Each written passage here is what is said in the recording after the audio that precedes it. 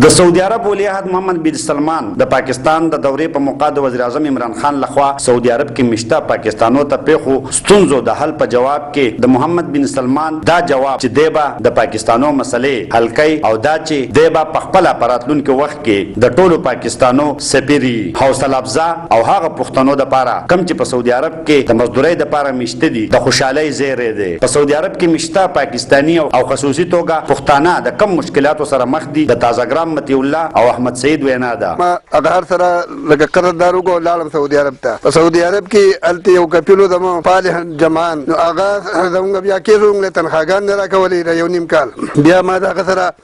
عدالت کې رپورټ وکړو. یو نیم کال مونږ هغه کیس وچلو خو هغه هیڅ دغه ونه کو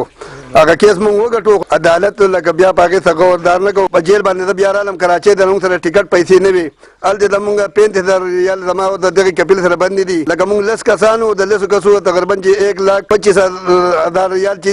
د کپیل سره باندې دي. ډېر رونه چې هغه ال کې دي څوک په جیلونو کې دي چا تنخواګانې باندې دي څوک مطلب دا په روټۍ پورې حیران دي. حالات ډېر سخت خراب دي. وسو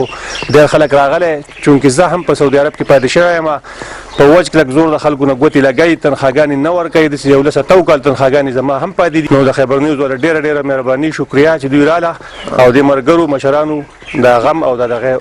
چت کو څرنګه چې خیبر نیوز وس د متی الله او احمد سعید आवाज اوچت کړو دغه شان د دې وړاندې هم د خیبر نیوز ټیم او منیجمنت په سعودي عرب کې مشته پښتنو ته پیښو مسلو د حل لپاره کار کړي او د هغې आवाज اوچت کړی دی چې لوجې د پاکستان وزیر اعظم عمران خان د سعودي عرب ولی عهد ته په وینا مجبور شو او ولی عهد د حل یقین ورکو. محمد اسرار خیبر نیوز چکدره کوزدر.